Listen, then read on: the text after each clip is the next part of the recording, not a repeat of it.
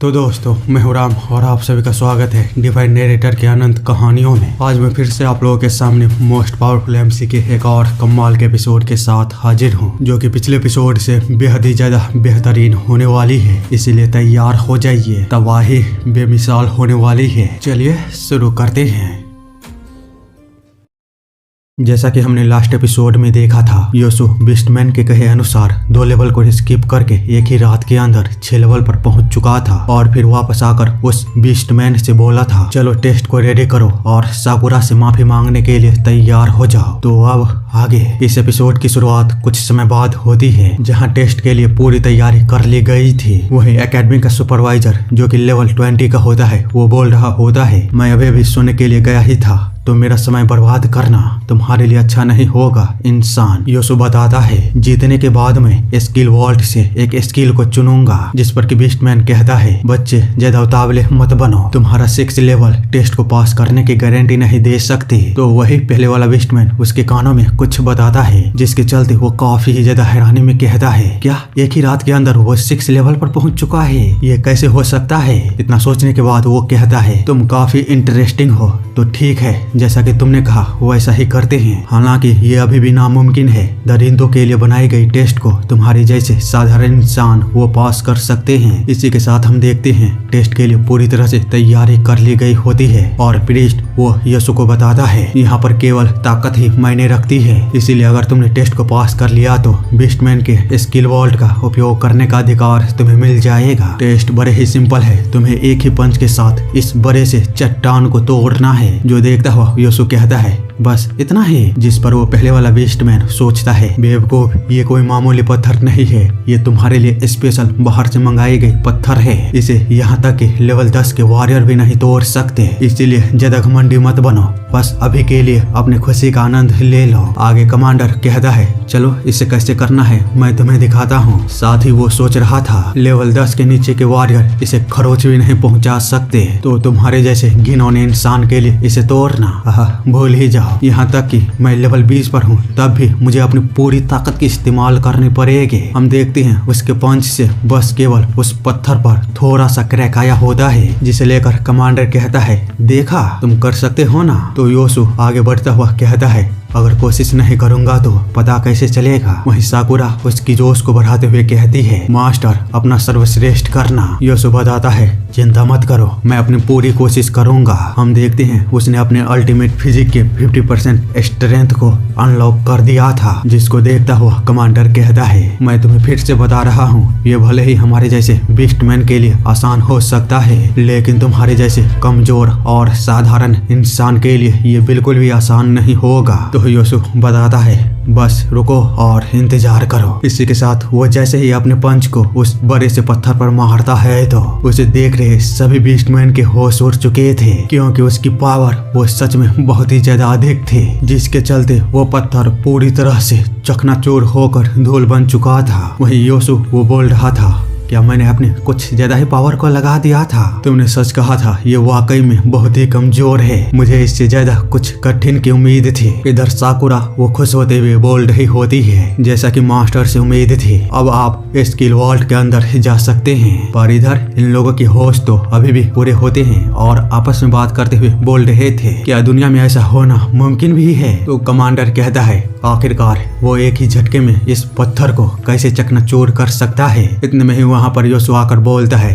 क्या मैं अब पास हुआ? तो कमांडर कहता है, नहीं नहीं, तुम पास नहीं हुए हो। जब तुमने इसे किया तो मैंने देखा नहीं, हो सकता है मैंने जो पहले उस पर दरार दिया था ये उसके कारण हुआ है। तो योसु कहता है, बकवास करना बंद करो और मुझे बताओ तुम क्या चाहते हो? कमांडर बताता है, तुम्हें अगली टेस्ट में एक बड़े से छोर को मोड़ना होगा। साथ ही वो सोच रहा था, बच्चे अगला टेस्ट इससे कहीं गुना ज्यादा मजबूत होने वाली है, क्योंकि उस आयरन रॉड को मोड़ने के लिए बिस्टमैन को भी अपनी विस्फोटक पावर का इस्तेमाल करना पड़ता है। पर थोड़े ही समय बाद वो देखता है आयरन रॉड को योसु ने बड़ी आसानी के साथ मोड़ दिया होता है, जिसके चलते वो फिर से बहाने को बनाकर इस टेस्ट में भी उसे फेल करके अगले टेस्ट को देने के लिए मजबूर करता है, जिसमें कि उसे एक बिस्टमैन को हराना था, जिसके चलते योसु इसे भी बड़े ही आसानी के साथ कर लेता है। जो देखता हुआ कमांडर बेचारा वो तो खून की उल्टियां ही कर दिया था और आखिर में उसे बीस्टमैन के स्किल वॉल्ट का एक्सेस देना ही पड़ता है। साथ ही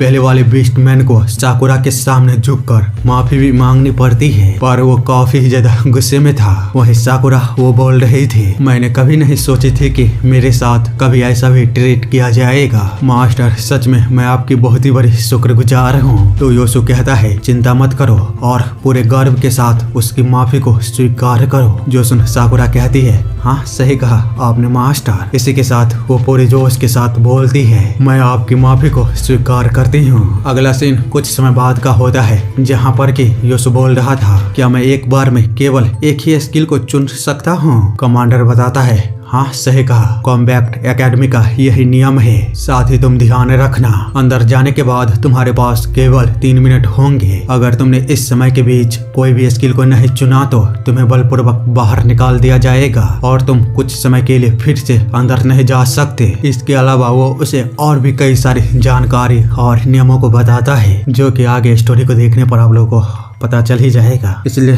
चलिए आगे देखते हैं। योसु कहता है, अरे यार मैंने इतनी सारी चीजों की उम्मीद नहीं की थी। तो साकुरा बताती है, ये सही है, मैंने हाई लेवल के एकेडमियों के बारे में, इससे भी कठिन नियमों के बारे में सुना है। वह कमांडर बोलता है, ठीक है, अगर तुम लोग समझ गए हो तो चलो अब अंदर जाओ। इसी के साथ दरवाजे को खोल दिया जाता है और कमांडर उन लोगों को अंदर भेजते हुए बोलता है, किसी भी स्किल को चुराने की कोशिश मत करना, नहीं तो तुम्हें उसी समय जबरदस्ती बाहर भेज दिया जाएगा। और याद रखना तुम्हारे पास केवल 3 मिनट है। अगले सीन में हम देखते हैं वे लोग स्किल वॉल्ट के अंदर पहुंच चुके थे और वहाँ पर इतने सारे स्किल को देख उन्हें समझ नहीं आ रहा था आखिरकार इतने अच्छे स्किलों में वे किन्हें चुने, क्योंकि उन सारे स्किलों पर सील लगने के कारण वे लोग उसके अंदर क्या है नहीं देख सकते थे। वे केवल अपने भाग्य के भरोसे किसी एक स्किल को चुन सकते थे। इसीलिए योसु अपनी ओरिजिनल दुनिया की सिचुएशन को याद करता हुआ अपनी ताकत के इस्तेमाल करने के बारे में सोचता है और वो जैसे ही स्किल स्क्रॉल के सील को तोड़ने की कोशिश करता है तो सिस्टम उसे वार्निंग देते हुए बताता है, यह एक सील स्लैम स्किल है जो कि अपने टारगेट पर जोरदार हमले के साथ उसे बहुत ही ज्यादा नुकसान पहुंचा सकता है। योसु जो देख बोलता है, अरे यार ये तो किसी सेल टाइप अटैक है, लेकिन मैं तो किसी तरह के सेल का उपयोग करता ही नहीं। तो साकुरा उसे दूसरी स्किल दिखाता है पर वो भी उसके कोई काम का नहीं था। इसी तरह आगे वे लोग कई सारे स्किल को देखते हैं पर कोई भी उनमें से ऐसा नहीं था जो कि उसके काम आए। लेकिन समय वो बीतता हुआ जा रहा था और केवल उन लोगों के पास अब 1 ही मिनट बचे हुए थे। इसीलिए योसु अपनी पूरी ताकत के इस्तेमाल करने के बारे में सोचते हुए साकुरा से कहता है, साकुरा तुम्हारे पास हीलिंग मेडिसिन है ना? जो सुन साकुरा काफी हैरान होती है, लेकिन योसु वो उसे बताता है, चलो अब पीछे हट जाओ। इतना बोलने के बाद वो अपने थंडर पावर को बाहर निकालने लगता है, जिसके रिएक्शन बाहर भी देखे जा सकते थे, क्योंकि हम देख पाते हैं उस वॉल्ट के ऊपर आसमान के अंदर से कई सारे थंडर ड्रैगन वो बाहर निकलना शुरू हो चुका था। वहीं अंदर योसु कहता है, मैं एक ही बार में सभी स्किल के सेल को तोड़ दूंगा। जिसको देखता हुआ साकुरा कहती है, मास्टर की पावर ये कितनी भयानक है। वही योसु का सिस्टम वो बता रहा था, सही लेवल न होने के कारण डिवाइन किंग के हैमर के पावर को जबरदस्ती बाहर निकालना ये बहुत सारी एनर्जी को बर्बाद कर देगा और इसका समय भी केवल 1 ही सेकंड होगी। दूसरी तरफ स्किल वॉल्ट के बाहर आसमान के ऊपर इतने सारे थंडर ड्रैगन को देखता हुआ कमांडर कहता है, क्या ये कोई इंसानी पावर है? जबकि इधर योसु को इतनी खतरनाक पावर को बाहर निकालते हुए देख साकुरा कहती है, मास्टर की पावर, अगर मैंने इसे अपनी आंखों से नहीं देखा होता तो इस पर यकीन करना यह नामुमकिन था। हम देखते हैं योसु जैसे ही अपने पंच को जमीन पर मारता है तो वहाँ उस जगह पर काफी ही भयानक तरीके से ब्लास्ट होता है और आसमान के पूरे बादल वो दूर हट चुके थे। साथ ही कमांडर और उसके लोगों को भी पीछे हटने पर मजबूर होना पड़ता है। वही स्किल वॉल्ट के अंदर जमीन पूरी तरह से तबाह हो चुकी थी और वहाँ पर रखे गए सभी स्किल वे रिएक्शन देना शुरू कर दिया था। लेकिन योसु की हालत वो अधमरी हो चुकी थी और अब केवल उसके पास 50 सेकंड बचे थे। पर ये काफी था क्योंकि वहाँ पर रखे गए सभी स्किल के इंफॉर्मेशन वो एक साथ योसु के माइंड में किसी बाढ़ की तरह घुसना शुरू हो चुके थे, जिसको देखता हुआ साकुरा कहती है, इतनी सारी इंफॉर्मेशन, मास्टर का दिमाग वो फट जाएगा। इसीलिए वो चिल्लाते हुए बोलती है, मास्टर प्लीज रुक जाइए। पर योसु वो सोच रहा होता है, मेरा दिमाग ऐसा लग रहा है कि 2 हिस्सों में अलग हो जाएगा, मुझे जल्द से जल्द 2 पावरफुल स्किलों को ढूंढना होगा। ये सब सोचता हुआ उसे अचानक ही एक गरजता हुआ लाइटनिंग स्क्रॉल दिखता है। इसीलिए वो साकुरा से कहता है, साकुरा जल्दी करो और सबसे पीछे वाले तीसरे शेल्फ से मुझे वो स्क्रॉल ला कर दो। जो सुन साकुरा तुरंत ही वहाँ से भागती है और तुरंत ही तीसरे वाले शेल्फ के पास जाकर उस स्क्रॉल को लेती है, जिसके अंदर से थंडर वो बाहर निकल रहा था, जिसको देख साकुरा कहती है, क्या यह फ्रेगमेंट स्क्रॉल है? यह जरूर कोई गलती होगी। पर जब वो गौर से देखती है तो ये फ्रेगमेंट स्क्रॉल ही थी। इसी के साथ हम जान पाते हैं फ्रेगमेंट स्क्रॉल एक ऐसी स्क्रॉल है जो कि खंडित है, यानी कि इसके एक टुकड़े नहीं है, इसके कई सारे टुकड़े हैं जिनमें से कि सभी गायब हैं। यानी कि अभी जो साकुरा के हाथ में फ्रेगमेंट स्क्रॉल है वो बस एक टुकड़ा है। इसे पूरा करने के लिए योसु को और भी कई सारे टुकड़ों को इकट्ठा करना पड़ेगा। इसीलिए फिलहाल के लिए साकुरा योसु से कहती है, मास्टर क्या आप सच में इसे ही चाहते थे? यदि हाँ तो चलिए, अब हमारे पास समय नहीं बचा है, मैं आपकी मदद करती हूँ। तो योसु कहता है, नहीं मैं खुद से बाहर जा सकता हूँ। इतना बोलते हुए वो उसे गोदी में उठाता है और अपने अल्टीमेट फिजिक के 50% पावर को अपने पैरों में केंद्रित करते हुए कहता है, कसकर पकड़ लेना। दूसरी तरफ बाहर खड़ा कमांडर वो सोच रहा था, अब उनके पास केवल 5 सेकंड बचा हुआ है। अगर इस बीच उन्होंने कोई भी स्किल को नहीं चुना होगा फिर भी उन्हें बाहर फेंक दिया जाएगा। इसी के साथ वो गिनती गिनना शुरू करता है, 1, 2 और जैसे ही वो 3 गिनता है हम देख पाते हैं दरवाजा खुलता है और उसके अंदर से काफी ही ज्यादा बड़ी मात्रा में एनर्जी की वेव वो बाहर निकलती है। साथ ही निकलता है योसु, जो कि बोल रहा था, आखिरकार अंततः हमने समय रहते एक स्किल को पा लिया। जिन्हें देखता हुआ कमांडर बोलता है, ये तो फ्रेगमेंट स्क्रॉल है। इसी के साथ हम जान पाते हैं फ्रेगमेंट स्क्रॉल बहुत ही भयंकर स्किल है, क्योंकि वो नेचर के सबसे शक्तिशाली पावर थंडर को कंट्रोल करता है। इसे यूज करने के लिए यूजर के पास असाधारण एबिलिटी होनी चाहिए। इसीलिए वो उन लोगों के लिए फॉरबिडन कर दिया गया जिनके पास एबिलिटी में लैक है। इसके अलावा इस स्किल को लेवल अप किया जा सकता है उनके बाकी के फ्रेगमेंट को इकट्ठा करके। इसी के साथ वो बताता है, मैंने अपने पूर्वजों से सुना है पिछले हजारों सालों से कोई भी इस फ्रेगमेंट स्क्रॉल को सीखने की कोशिश नहीं की, जिनके 2 कारण हैं, जिनमें से कि पहला, इसे 6 हिस्सों में अलग किया गया है और अभी तक केवल 3 ही हिस्से को ढूंढा गया, और अतीत में जिन बिस्टों ने इसे सीखने की कोशिश की वे इसके लेवल अप रिएक्शन के साथ ही मारे गए। उनके शरीर फट गए और उन्हें भयानक मौत मिला, क्योंकि उनके शरीर इतने पावरफुल नहीं थे कि इसकी पावर को संभाल सके। योसु कहता है, क्या सच में कोई भी ऐसा नहीं है जो कि इसे सीखा? तो प्रीस्ट बताता है, सही कहा, कोई भी नहीं है, लेकिन एक था हजारों साल पहले सबसे पावरफुल बीस्ट जिसे कि डिवाइन किंग के रूप में जाना गया। वो हमारे सेक्रेट आर्टिफैक्ट डिवाइन हैमर के भी मालिक थे। उन्हीं का छोड़ा हुआ यह एक लौता स्किल है। जो सुन योसु बड़े ही बोरिंग स्टाइल में बोलता है, वाकई में तुम लोग तो सच में बहुत बड़े कमीने हो। आखिरकार कैसे तुम लोग सेक्रेट डिवाइन हैमर के धारक के एक लौते छोड़े गए स्किल को इस जैसे कचरे जगह पर रख सकते हो? जिस पर प्रीस्ट काफी गुस्से में बोलता है, क्या तुम मजाक कर रहे हो? क्या यह किसी तरह का मजाक था? अगर हाँ तो मैं तुम्हें बता दूं, कोई भी हुनर कितना भी पावरफुल क्यों ना हो, यदि उसे कोई सीख नहीं सकता तो उसका कोई भी मतलब नहीं रह जाता। ठीक वैसे ही जैसे कोई बेहतरीन हथियार ऐसे व्यक्ति के हाथों में बेकार है जो कि उसे चलाना नहीं जानता। योसु कहता है, हाँ ठीक है, जो कुछ भी हो, पर ये मेरे लिए बिल्कुल ही परफेक्ट है। साकुरा चलो चलते हैं। तो प्रीस्ट उन्हें पीछे से बताता है, वह स्क्रॉल बस एक फ्रेगमेंट है, तुम्हें उसे पूरा करने के लिए बाकी के हिस्से को भी इकट्ठा करना पड़ेगा। पर क्या तुम्हें लगता है कि तुम ऐसा कर भी पाओगे? इतना बोलते हुए वो साकुरा से कहता है, और तुम हाफ बीस्ट, तुम्हें तो कब का मार देना चाहिए था। तुम कैसे बीस्टों के साथ ऐसा कर सकती हो? शायद वह इंसान तुम्हारी असलियत के बारे में नहीं जानता।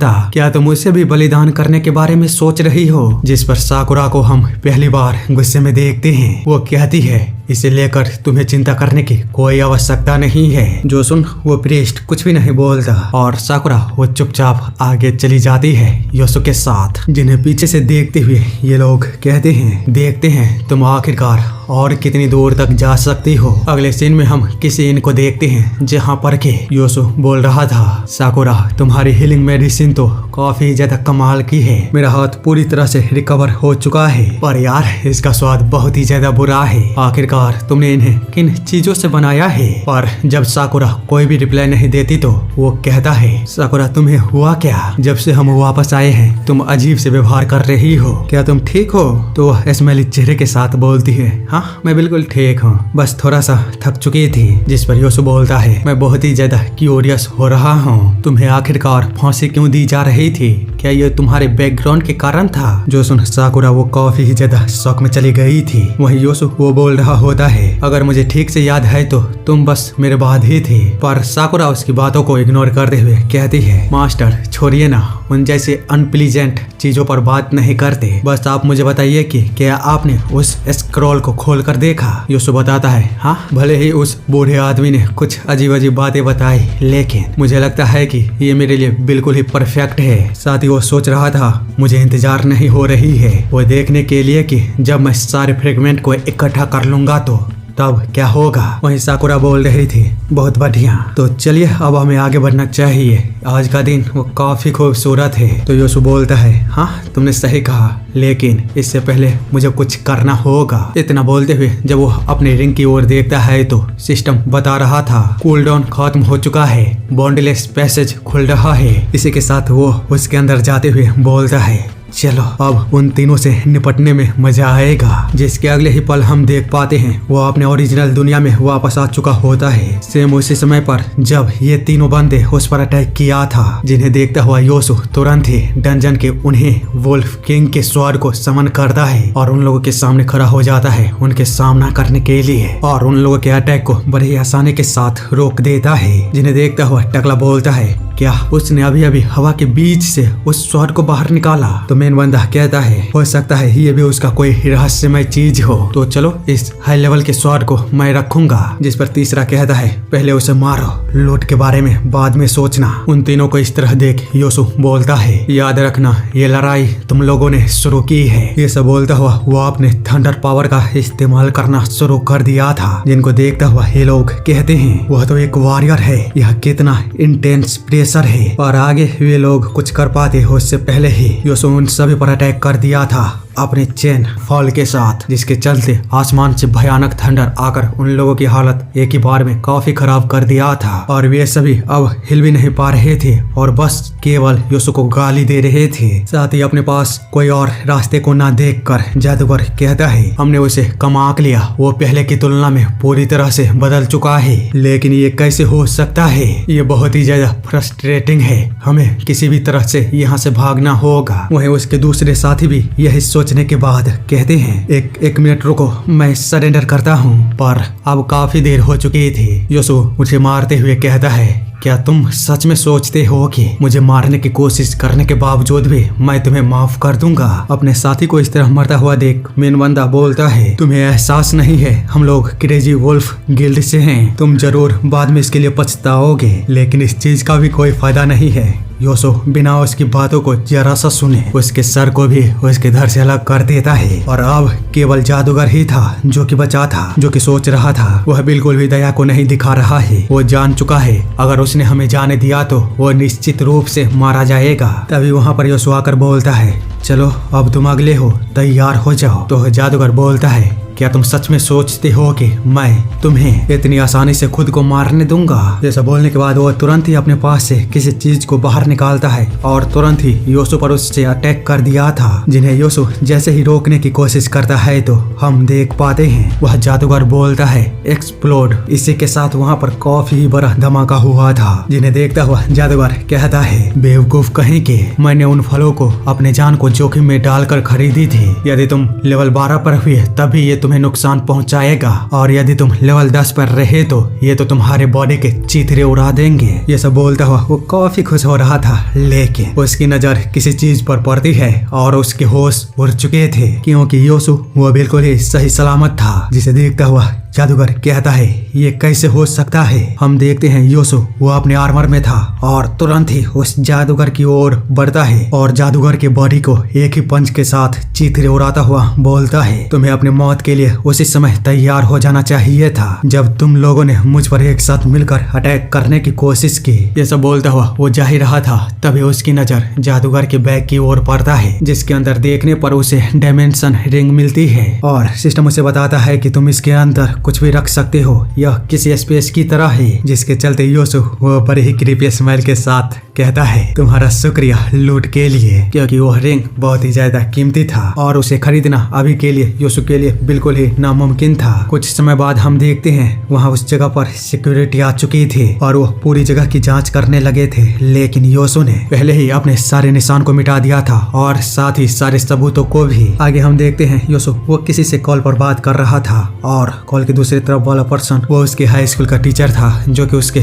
स्कूल को अपने बहन की वजह से छोड़ने के ऊपर बात करना चाहती थी और वो इसे लेकर काफी दुखी थी। और योसु वो तो किसी और चीज को लेकर ही परेशान था, क्योंकि उसके स्कूल के अंदर काफी ही ज्यादा उसे बुली किया जा रहा था, जिसे लेकर उसकी टीचर उसे समझाती है और फिर पढ़ाई न छोड़ने के लिए बोलती है। साथ ही वो उसे ट्यूशन फी के लिए भी चिंता न करने के लिए कहती है और उसे अपने बहन के साथ वापस कल स्कूल आने के लिए बोलती है। जो सुन योसु वो सोचता है क्या उसे अभी भी नहीं पता है कि मैं एक हीरो बन चुका हूँ। वो सच में मेरी हमेशा से मदद करती रही है। वो एकलौती ऐसी पर्सन है जो कि हमेशा मेरे बारे में चिंता करती रहती है। हम देखते हैं उसकी टीचर काफी परेशान होती है और उसे काफी समझाती है, जो कि आप लोग नहीं जानो, बस समझो कि यार वो समझाती है उसे। खैर हम देखते हैं अपने टीचर के बार बार फोर्स करने के कारण योसु अगले दिन स्कूल आने के लिए मान जाता है और डिसाइड करता है इस बार कहानी अलग होगी, मैं उन कमीनों से बदला जरूर लूंगा। वहीं दूसरी तरफ कोई काफी ही ज्यादा गुस्से में बोल रहा था। एक अननोन हीरो ने 3 लोगों को मार दिया और उसके सामानों को भी लूट लिया। साथ ही मैंने जो उसे डायमेंशन रिंग दी थी वो भी गायब है। हरामखोर तुम बस थोड़े समय और बर्दाश्त करो। तुम्हें पता भी नहीं है उस डायमेंशन रिंग के अंदर ट्रैकिंग स्पेल पहले से ही कास्ट है। मैं तुम्हें क्रेजी वुल्फ के साथ पंगा लेने के बदले में नर्क का स्वाद चखाऊंगा।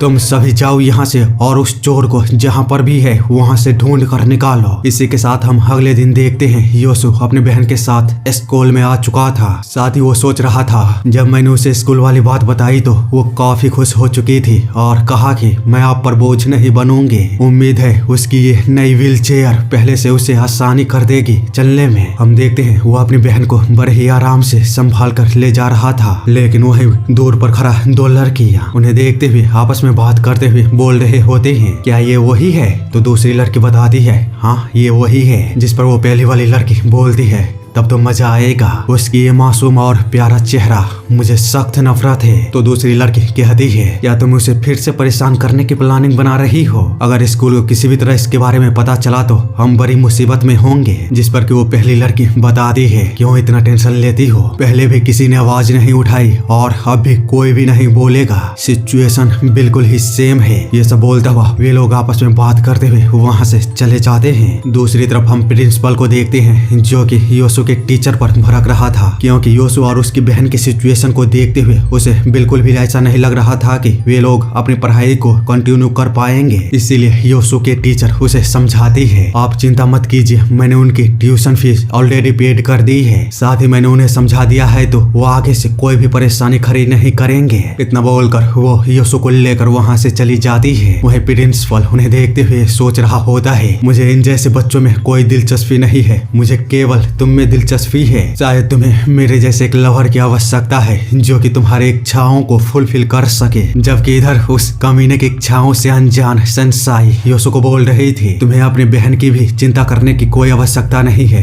मैं उसकी भी ट्यूशन फी को पेड कर दूंगी, तुम बस अपनी पढ़ाई पर ध्यान देना। योसु बताता है मुझे दुख है जो मैंने आपको इतना चिंता करवाया, मैं अभी नहीं तो बाद में आपको पूरी तरह से इसके लिए रिपे कर दूंगा। तो टीचर कहती है हाँ ठीक है, फिलहाल के लिए तुम अपनी क्लास में जाओ और अपने थर्ड ईयर के एग्जाम की तैयारी करो। इतना बोलकर वो वहाँ से चली जाती है, जबकि योसु वो सोच रहा था मैं अपने हीरो होने के बारे में आपको ना बताने के लिए माफी चाहता हूँ, क्योंकि क्रेजी वुल्फ का मामला फिलहाल के लिए अभी पूरी तरह से सुलझा नहीं है, जिसके चलते मैं अपनी सावधानी को जरा सा भी नहीं हटा सकता। एक बार ये सारी चीजें निपट जाए तब मैं आपको एक दिन दिखाऊंगा कि मैं पहले की तरह बिल्कुल भी नहीं हूँ। ये सब सोचता हुआ जब वो अपनी क्लास में आता है तो एक बंदा उसे देखते हुए कहता है, मुझे लगा था कमीने तूने स्कूल को छोड़कर भाग चुका है, लेकिन ये क्या तू तो वापस आ गया। तो दूसरा बंदा बोलता है, क्या हमें क्लास के बाद उसे टॉयलेट में फिर से ले जाना चाहिए? जिस पर वो पहले वाला बंदा बोलता है, हाँ क्यों नहीं। उसके चले जाने के बाद मेरा प्रोटेक्शन मनी भी कट हो चुका था, लेकिन अब ऐसा लगता है कि वो वापस आ चुका है। ये सब बोलता हुआ वो जैसे ही कागज को मोड़कर योसु को मारता है तो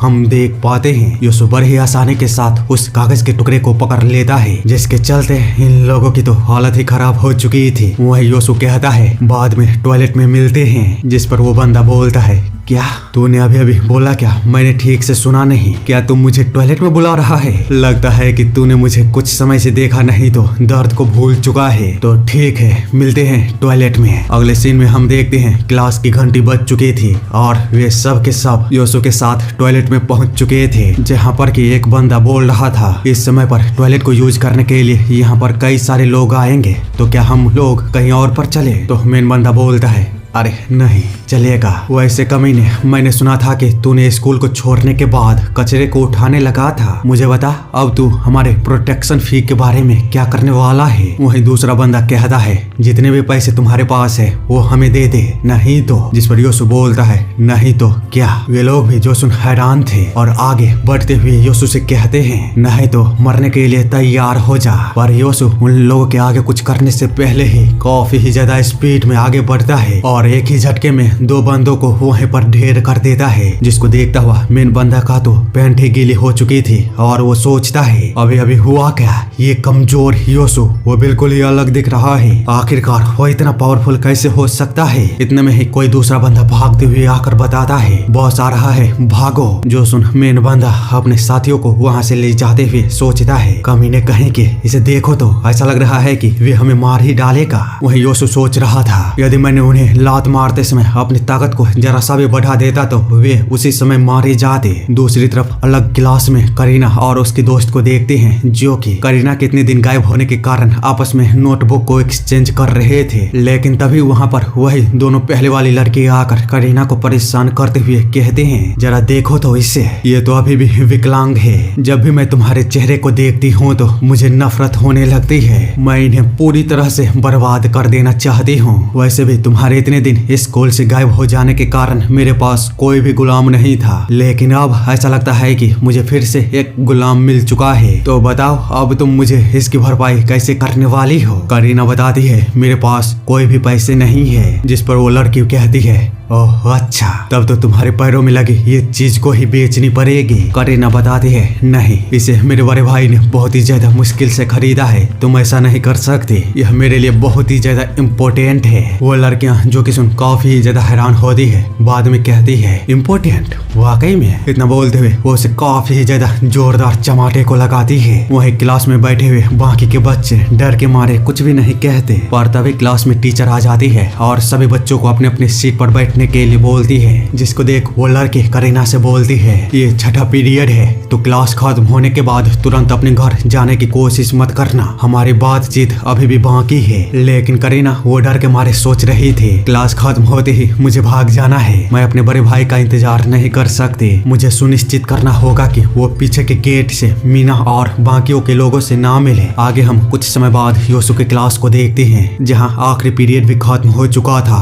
और अब स्कूल की छुट्टी हो चुकी थी। वही टीचर उसके इतने दिन गायब होने के चलते उसकी पढ़ाई और फिर बुली को लेकर परेशान न होने के लिए बोलती है और फिर उसे समझाने के बाद वहाँ से चली जाती है। वही योसु उसे पीछे से बाय बोल ही रहा था, तभी वहाँ पर पहले वाला एक बंदा आकर कहता है, योसु। जो सुन योसु जैसे ही पीछे मुड़ता है तो उस बंदे की पैंट गीली हो चुकी थी, पर फिर भी वो बंदा घबराते हुए योसु से कहता है, मैं टॉयलेट में हुई घटना को लेकर माफी मांगता हूँ, लेकिन क्या तुम हमसे थोड़ी देर के लिए बात कर सकते हो? हो? योसु पूछता है। कहाँ पर? वो बताता है बस यहीं पर, मैं बस दूसरी जगह पर जाकर तुमसे अच्छी तरह माफी मांगना चाहता हूँ। ये सब बोलता हुआ वो जैसे ही योसु को एक खाली जगह पर लेकर जाता है तो वहाँ पर एक बंदा इंतजार कर रहा था और तुरंत ही योसु पर अचानक ही अटैक कर देता है, जिसको देखता हुआ ये बंदा कहता है अरे यार कुछ ज्यादा मत कर देना। लेकिन योसु उसे तो घंटा फर्क नहीं पड़ा होता है। वो बड़े ही आसानी के साथ दोनों ही बंदे के अटैकों को अपने हाथों से रोक दिया था, जिन्हें देखता हुआ इन बंदों की तो पूरी दुनिया ही हिल चुकी थी। वहीं योसु बोलता है मुझे लगा ही था तुम लोग कुछ न कुछ गड़बड़ तो करने वाले हो, लेकिन मुझे उम्मीद नहीं थी कि तुम लोग इतने नीचे गिर जाओगे। इतना बोलते हुए वो एक जोरदार लात के साथ एक बंदे को पीछे फेंकता है और जब दूसरा बंदा उस पर अटैक करता है तो वो उसके अटैक से काफी आसानी से बचते हुए उसे भी एक ही झटके के साथ ढेर कर देता है, जिसको देख ऐसा लग रहा था कि मानो उसके शरीर को छोड़ आत्मा ही बाहर निकल चुकी हो। इसीलिए तीसरा मेन बंदा योसु पर अटैक करते हुए कहता है कमीने अब नर्क में जाओ। पर योसु कहता है अगर ये स्कूल नहीं होता तो तुम लोग कब के मर चुके होते। जो सुन वो बंदा बिल्कुल ही थर्रा चुका था और आधे रास्ते में रुकते हुए सोचता है मेरा हाथ जरा सा भी नहीं हिल रहा है, क्या मैं इस कमीने से डर रहा हूँ? जबकि योसु उस पर थप्पड़ों की बारिश करते हुए उसे बताता है मैं अपनी बहन को लेने के लिए लेट हो रहा हूँ, इसीलिए शुक्र मनाओ कि तुम हीरो के कानून के चलते बच गए, क्योंकि हीरो किसी भी आम लोगों की जान नहीं ले सकता। सेम टाइम पर हम हॉलवे के पिछले गेट को देखते हैं जहाँ पर कि करीना पहुँच चुकी थी और जितनी जल्दी हो सके वहाँ पर उन लड़कियों को आने से पहले भागने की कोशिश कर रही होती है और अपने सामने की सीढ़ियों को देख उसकी हिम्मत जवाब देने लगी थी, लेकिन फिर भी वो किसी तरह अपनी हिम्मत को बांधते हुए खुद को संभालने के बाद जैसे ही उन सीढ़ियों से उतरने की कोशिश करने लगती है तभी वहाँ पर वही लड़कियां आकर उसे सीढ़ियों से धक्का दे देती है और वो बुरी तरह से नीचे जाकर गिरती है। साथ ही उसकी हालत काफी ज्यादा बुरी हो चुकी थी। वहीं वो लड़कियां बोल रही थी ओह माफ करना तुम गिर गई, क्या तुम सच में सोच रही थी पीछे के गेट से तुम हमसे बचकर भाग सकती हो? हम पहले से जानते थे कि तुम यहीं से जाने वाली हो, इसीलिए अब अपने पैरों से उन चीजों को बाहर निकालो। जो सुन करीना उनसे मना करते हुए कहती है प्लीज इसे मत हटाओ, जिस पर वो लड़की कहती है बेवकूफ अगर तुमने इसे अपनी मर्जी से नहीं उतारा तो बड़ी ही मुश्किल होगी जब हम इन्हें उतारेंगे। वहीं दूसरी तरफ हम सामने के गेट पर योसु को देखते हैं जो कि अपनी बहन के इंतजार करते हुए सोच रहा था करीना आखिरकार कहाँ पर रह गई। मैंने उसके क्लास में भी चेक किया था पर वो वहाँ पर भी नहीं थी। तभी वहाँ पर कोई दूसरी लड़की आकर बताती है क्या तुम करीना के भाई हो? योसु बताता है हाँ क्या तुम जानती हो करीना को? तो वो लड़की बताती है हाँ मैं उसे जानती हूँ, शायद वो पीछे की गेट से गई होगी, आप वहाँ पर जाकर चेक क्यों नहीं करते? जो सुन योसु तुरंत ही वहाँ के लिए निकलते हुए सोचता है करीना वो पीछे की गेट से क्यों गई होगी, जरूर कुछ तो हुआ है। ये सब बोलता हुआ वो करीना के पहले हिचकिचाए हुए चेहरे को याद करता है। मैंने उसे देखा था वो उस समय पर डरी हुई थी। ये सब सोचता हुआ वो जैसे ही पीछे के गेट पर पहुँचता है तो वहाँ की सीढ़ियों को देखते हुए उसके मन में और भी कई सारे सवाल पैदा हो चुका था और जैसे ही वो उन सीढ़ियों से उतरकर कुछ दूर आगे जाता है तो अपने सामने के नजारे को देख वो पूरी तरह से थर्रा चुका था, क्योंकि उसके सामने करीना की हालत वो बद से भी बदतर था, जिसको देख वो कुछ भी नहीं बोल पाता। वहीं करीना जब अपने भाई को देखती है तो वो भी चौंक चुकी थी और उससे कहती है बड़े भाई आप यहाँ पर क्या कर रहे हो? मैं बस अपनी गलती के कारण सीढ़ियों से गिर चुकी थी। पर योसु उसकी बातों का ना जवाब देते हुए जब अपने सिस्टम से उसकी बॉडी की कंडीशन को चेक करता है तो वो और भी ज्यादा डर चुका था, क्योंकि सिस्टम उसे बताता है उसे कई सारे पंचेस मारे गए, साथ ही कई सारे थप्पड़ों से भी उसे पीटा गया। इसके अलावा उसे पिंचेस भी किए गए, साथ ही उसके पेट पर लात मारने के कारण उसकी इंटरनल ब्लीडिंग शुरू हो चुकी है। यहाँ तक कि उसके कमर के नीचे भी कई सारी चोटें आई है, जिन्हें जानकर योसु वो बिल्कुल ही खामोश हो चुका था। बाद में अपनी बहन को संभालते हुए कहता है तुम्हें ध्यान रखना चाहिए था, सीढ़ियों से आने की क्या आवश्यकता थी? ये सब बोलता हुआ वो अपनी बहन के पीटे के सीन को इमेजिन करता हुआ काफी गुस्से में था, लेकिन वो अपनी बहन को इसकी जरा सा भी भनक नहीं लगने देता है। वही उसकी बहन कहती है मुझे माफ कर दीजिए भाई, आगे से ऐसा बिल्कुल भी नहीं होगा। पर योसु वो तो अभी भी अपनी बहन की ऐसी हालत को देख मानो उसे गुस्से में रोना आ रहा होता है, पर वो खामोशी में कुछ भी नहीं कहता अपनी बहन को और चुपचाप उसके सामान को संभालते हुए उसे बताता है तुम्हें खुद को बोझ समझने की कोई आवश्यकता नहीं है, हम सब एक परिवार हैं, आगे से ऐसा बिल्कुल भी मत करना। करीना बताती है मैं ध्यान रखूंगा बड़े भाई, जिस पर योसु बोलता है ठीक है चलो साथ घर चलते हैं, करीना बताती है। हाँ ठीक है भाई। इसी के साथ योसु करीना को अपने कंधे पर उठाकर वहाँ से जाते हुए बोलता है, तुम्हें याद है उस समय भी मैंने तुम्हें इसी तरह अपने कंधे पर उठाया था। मैं महसूस कर सकता हूँ तुम सच में अब बड़ी हो चुकी हो। करीना बताती है, हाँ ऐसा लगता है कि कल ही की बात है, हम उस दिन से हमेशा एक साथ रहे हैं। तो योसु कहता है, हाँ सही कहा, तुम इकलौती ऐसी पर्सन हो जो कि मेरे साथ है। उस दिन भले ही मैं कमजोर था लेकिन अब मैं एक हीरो बन चुका हूँ। अब मैं तुम्हें उस दुख को दोबारा कभी भी महसूस नहीं करने दूंगा। करीना बताती है, हाँ मैं जानती हूँ आप हमेशा से अपनी पूरी कोशिश की है, इसीलिए मैं आप पर बोझ नहीं बनना चाहती। तो योसु कहता है,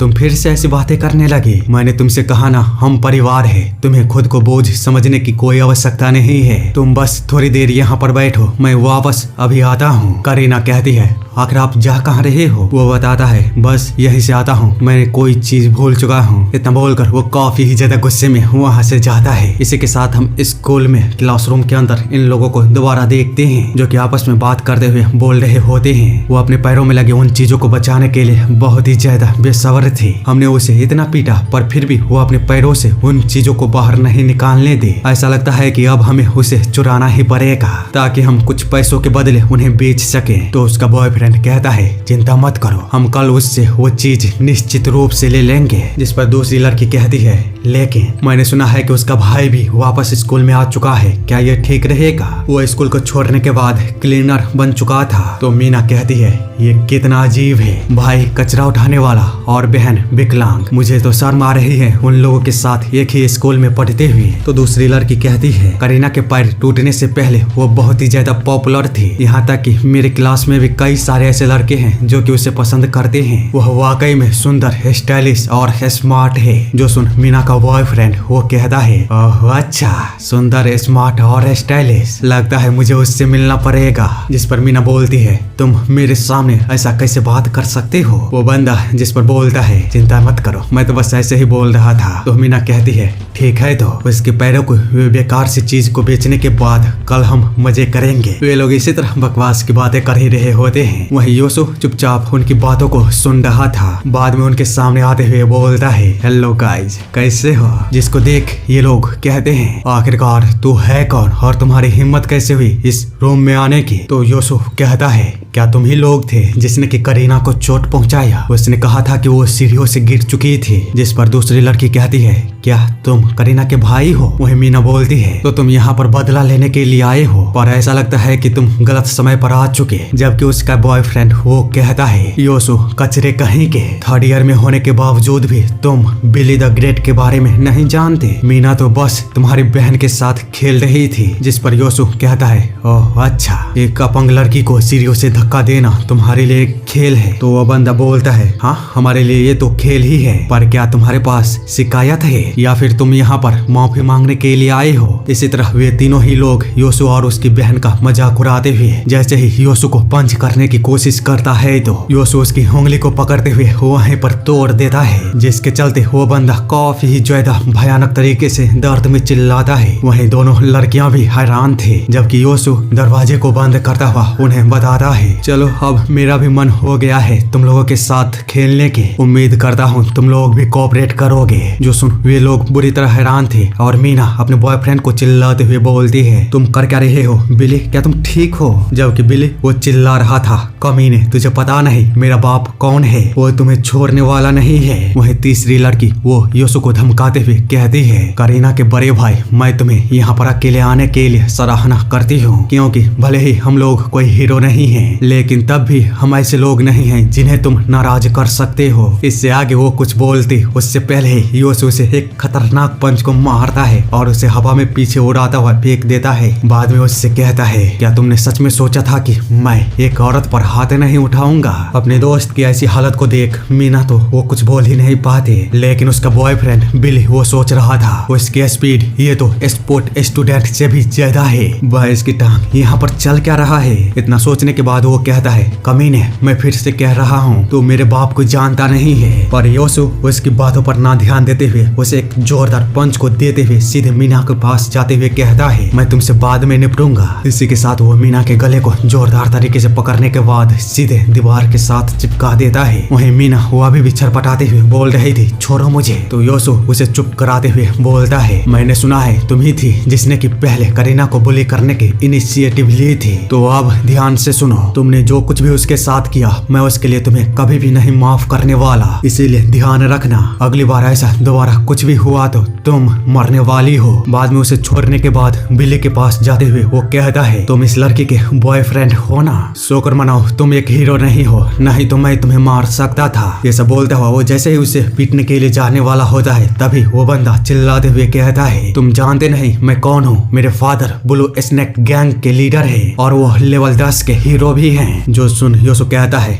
ब्लू स्नेक गिल्ड कितना बेकार है। तो बोलते हुए वो पहले हॉस्पिटल में आए हुए बंदे को याद करता है, क्योंकि वे लोग भी इसी गैंग का नाम ले रहे थे, जिसके चलते वो और भी ज्यादा गुस्से में अपने थंडर पावर को बाहर निकालने लगता है। जिन्हें देख वो बंदा बिली घबराते हुए कहता है, क्या तुम एक हीरो हो? पर अब काफी देर हो चुकी थी। योसु उसे काफी ही ज्यादा भयंकर तरीके से थंडर स्ट्राइक देता है और फिर वहाँ से जाते हुए बोलता है, यह दर्द फिलहाल के लिए काफी होना चाहिए, आगे से फिर ऐसा कुछ भी हुआ तो सजा यहीं पर नहीं रुकेगी। बाद में उसके वहाँ से चले जाने के बाद ये लोग आपस में बात करते हुए कहते हैं, बिली क्या तुम ठीक हो? हमें हॉस्पिटल जाना चाहिए। तो बिली बताता है, नहीं मैं ठीक हूँ, मुझे बस थोड़ा सा आराम करने दो, मैं नहीं जानता था कि वो एक हीरो है। तो मीना कहती है, अब तुम क्या करने वाले हो? ये अभी खत्म नहीं हुआ, सही कहा ना? जरा इस निशान को देखो, इसकी कीमत उसे चुकानी पड़ेगी, इसीलिए तुम्हें अपने फादर को उसके बारे में बतानी पड़ेगी। जिस पर कि बिल्ली काफी गुस्से में कहता है, बकवास करना बंद करो और मुझे ये मत बताओ कि मुझे क्या करना है, वह जरूर इस चीज के लिए कीमत को चुकाएगा। जिस पर मीना कहती है, हाँ हाँ सही कहा,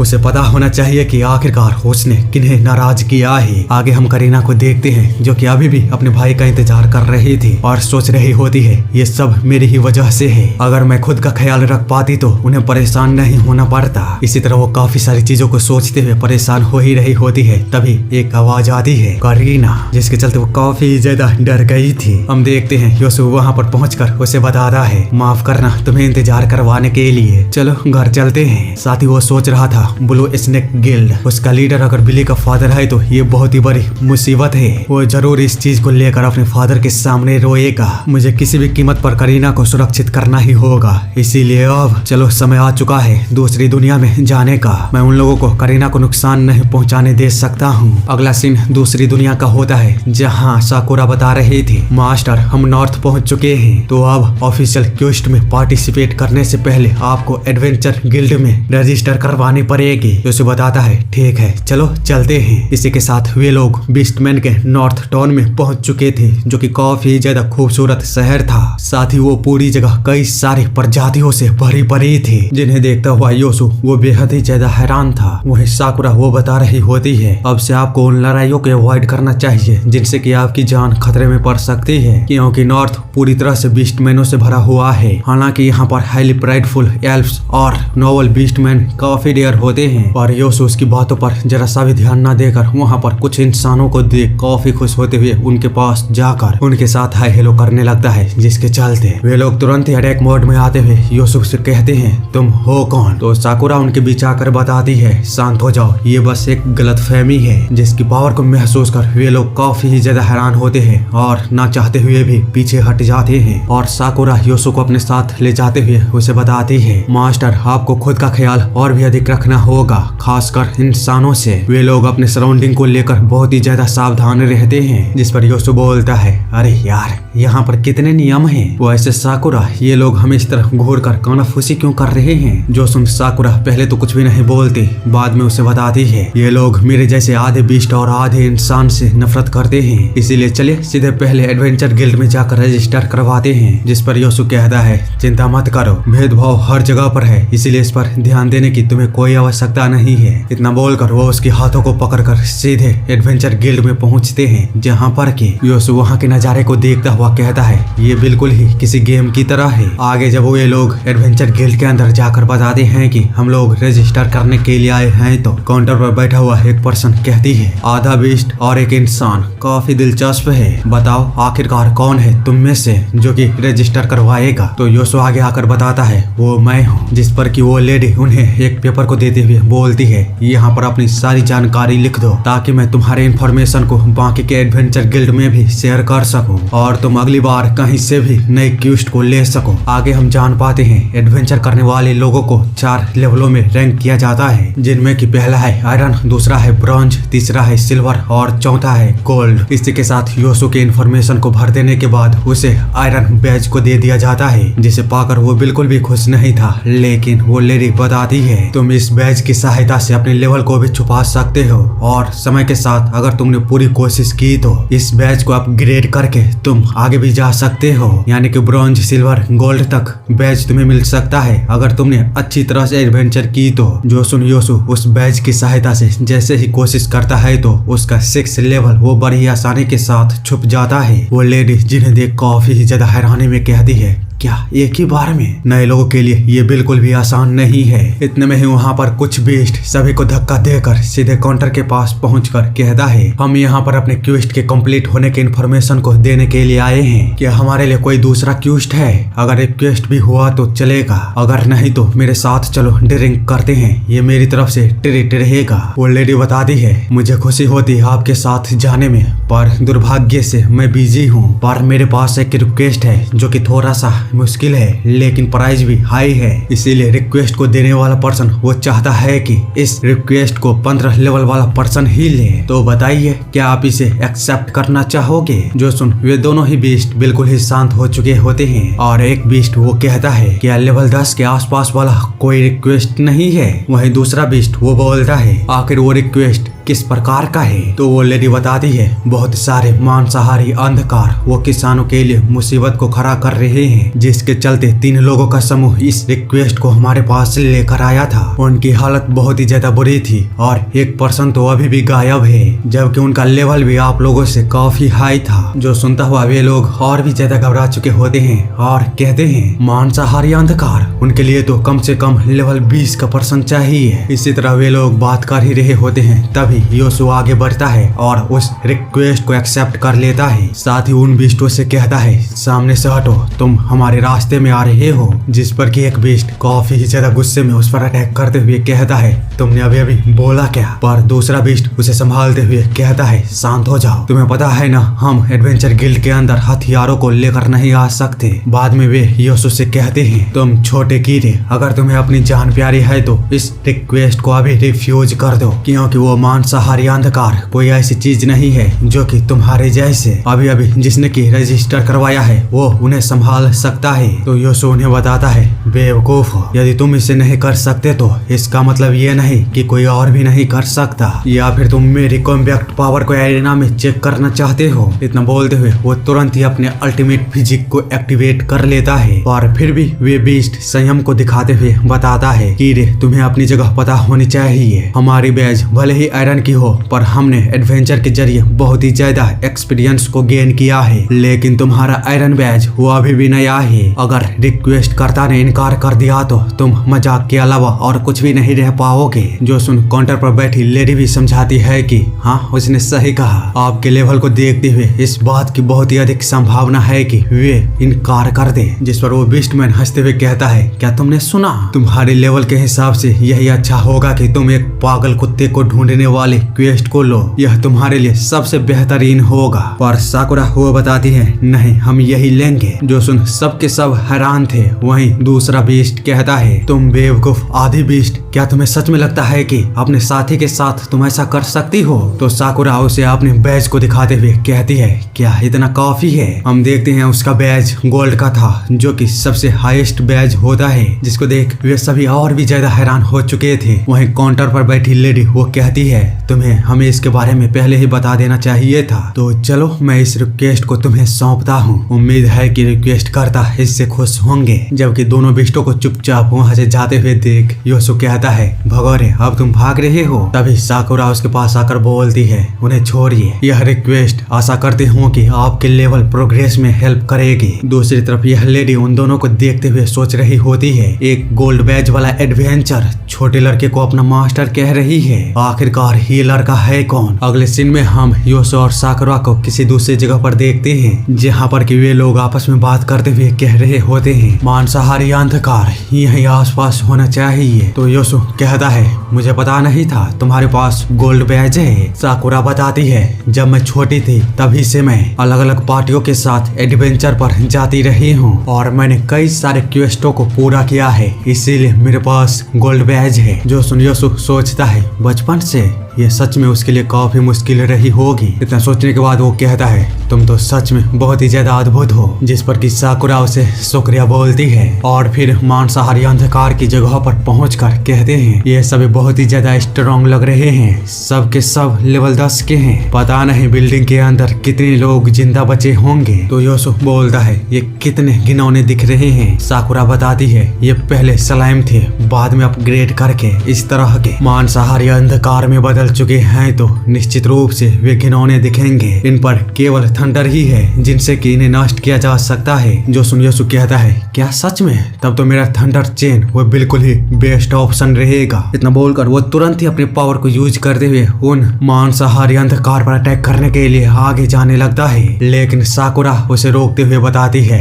मास्टर बेहतर होगा कि अब से आप अकेले इनके साथ 1 वर्सेस 1 ना करें, क्योंकि इससे आपकी जान भी जा सकती है। यह बैटल बिल्कुल भी पहले की जैसा नहीं है। अगर आपको यकीन नहीं आ रहा है तो उन बिस्टों के चेहरे को याद कीजिए जिसने कि इस रिक्वेस्ट के बारे में सुनते ही इसे लेने से मना कर दिया था। अच्छा रहेगा कि आप इस बार मुझे भी इस बैटल में शामिल होने की अनुमति दें। योसु जिस पर कहता है, ओह अच्छा ठीक है, मैं समझ गया, लेकिन उससे पहले मेरे 2 सवालों का जवाब दो। साकुरा बोलती है, हाँ क्यों नहीं, अगर मुझे पता होगा तो मैं जरूर दूंगी। तो योसु कहता है, ठीक है तो मुझे बताओ, किंग आखिरकार वो कितना पावरफुल है और 1 साल बाद मुझे अपनी योग्यता साबित करने के लिए कितना पावरफुल बनना होगा। साकुरा जो कि सुन काफी ज्यादा हैरान होती है, पर अगले ही पल वो पूरी तरह से सीरियस होकर बताती है, मास्टर अगर आप चाहते हो कि मैं आपके साथ ईमानदार रहूं तो मैं आपको बताना चाहती हूँ कि जिस लेवल से आपने शुरुआत की है उसके हिसाब से 1 साल के अंदर किंग के टेस्ट को पास करना अभी भी नामुमकिन है। योसु जिस पर पूछता है, लेकिन क्यों? तो साकुरा बताती है, सबसे पहले 1 साल तक जिंदा रहना ही आपके लिए एक अचीवमेंट होगी, जिसके बाद आपको डिवाइन जजमेंट को भी अवॉइड करना पड़ेगा। इसके अलावा क्या मास्टर आप लेवल सिस्टम के नियमों के बारे में जानते हैं? योसु जिस पर कहता है, नहीं, क्या तुम मुझे बता सकती हो? साथ ही वो सोच रहा था, मुझे केवल इतना पता है कि दोनों दुनियाओं के सिस्टम लेवल वो सेम है। दूसरी तरफ साकुरा वो बता रही होती है, एडवेंचरों के लिए लिमिटेशन 100 लेवल है, जिनमें कि किंग का लेवल वो 92 है, जो कि बिल्कुल ही अनपैरेलल है उनकी कॉम्पैक्ट एबिलिटी की तरह। वे ह्यूमन और एल्फ्स के किंग के भी ऊपर आते हैं। जो सुन योसु कहता है, क्या सही में? उसे देखता हुआ बिल्कुल भी ऐसा नहीं लगता है कि वो इतना पावरफुल होगा। जिस पर साकुरा कहती है, क्या आप जानते हैं मैंने क्यों कहा था कि आप 1 साल के अंदर किंग को कभी भी नहीं हरा सकते? ऐसा इसलिए क्योंकि हर इंसान के अपने लेवल अप करने की एक सीमा होती है। आपका लेवल जितना अधिक होगा उतना ही अधिक मुश्किल होगा अगले लेवल पर जाना। आप मुझे ही देख लीजिए, मैं 20 साल से एडवेंचरर हूँ, लेकिन फिर भी मैं अभी भी केवल लेवल 72 तक ही पहुँच पाई हूँ। भले ही 72 लेवल वो कम नहीं है, लेकिन फिर भी मैंने कई बार अपने लेवल को अप करने की कोशिश की, लेकिन हर बार मैं फेल रही। हो सकता है शायद यही मेरी सीमा हो, इसीलिए आपके लिए किंग को हराना बहुत ही ज्यादा मुश्किल है। आपको कम से कम लेवल 50 का तो होना ही चाहिए। मैं भले ही इसे किसी भी तरह से क्यों ना देख लूं, लेकिन फिर भी 1 साल के अंदर इतने लेवल तक पहुंचना यह असंभव है, क्योंकि नॉर्मल एडवेंचरर का पूरा जीवन जीवन बीत जाता है लेवल 50 तक ही पहुंचने में, जो कि चुपचाप योसु सुन रहा था। बाद में उससे कहता है, मैं तुम्हारी चिंताओं को अच्छी तरह से समझता हूँ। तो साकुरा कहती है, मास्टर अगले साल होने वाली बैटल में मैं आपके साथ अपनी पूरी कोशिश करूंगी, भले ही आप किंग के साथ किए गए वादे को निभा नहीं सकते। जो सुन योसु बोलता है, तुम्हें पता है ना, मैं कोई नॉर्मल एडवेंचरर नहीं हूँ। मैं डिवाइन पनिशमेंट के बाद भी खड़ा हुआ और डिवाइन हैमर को थामा, इसीलिए जब तक कि मैं 1 साल के अंदर लेवल 50 तक को रीच कर पाता हूँ सब ठीक रहेगा, क्योंकि भले ही ये दूसरों के लिए असंभव हो लेकिन मेरे लिए नहीं। जो सुन साकुरा कहती है, हाँ सही कहा मास्टर, आप निश्चित रूप से इसे कर लेंगे, मुझे आप पर पूरा भरोसा है। तो योसु अपनी एनर्जी को बाहर निकालते हुए बोलता है, ठीक है तो चलो। पर उससे पहले मेरा दूसरा सवाल यह है कि अगर मैं एक साथ कई दर्जनों मिनियन से लड़ता हूँ तो मैं किस लेवल तक पहुँच सकता हूँ। साकुरा बताती है, मुझे नहीं पता आपने ऐसे सवाल को क्यों पूछा, लेकिन अज्ञात रूप से ऐसी कोई सिचुएशन पैदा होती है तो आप शायद 12 लेवल पर पहुँच सकते हो। योसु जिस पर कहता है, ओह तो ऐसी बात है, ठीक है इन्हें मुझ पर छोड़ दो। हम देखते हैं उसके सामने काफी ही बड़ा मांसाहारी अंधकार अटैक कर दिया होता है, जिन्हें देखता हुआ योसु सोचता है, अब से मैं सिस्टम को मैक्सिमम कैपेसिटी पर यूज करने वाला हूँ। ये सब सोचने के बाद वो तुरंत ही उस स्लाइम की ओर कूद जाता है, जिन्हें देखता हुआ साकुरा उसे समझाते हुए कहती है, ध्यान रखिएगा वो आपके शरीर के जिस भी हिस्से को छुएगा उसे सराह देगा। हम देखते हैं योसु काफी ही ज्यादा खतरनाक अटैक को उस स्लाइम पर किया होता है, लेकिन उस मांसाहारी अंधकार का कोर उसके सीने में नहीं होता है। साथ ही वो अपने इंजरी से बहुत ही ज्यादा अधिक तेजी के साथ रिकवर भी कर रहा था और तुरंत ही अपने बड़े से मुंह को खोलता हुआ अल्टरेशन फेगोसिटोसिस के साथ योसु पर अटैक करता है, जिसे कि योसु बड़े ही आसानी के साथ अपने स्वर्ण के साथ रोकते हुए कहता है, तो तुम मुझे खाने की कोशिश कर रहे हो,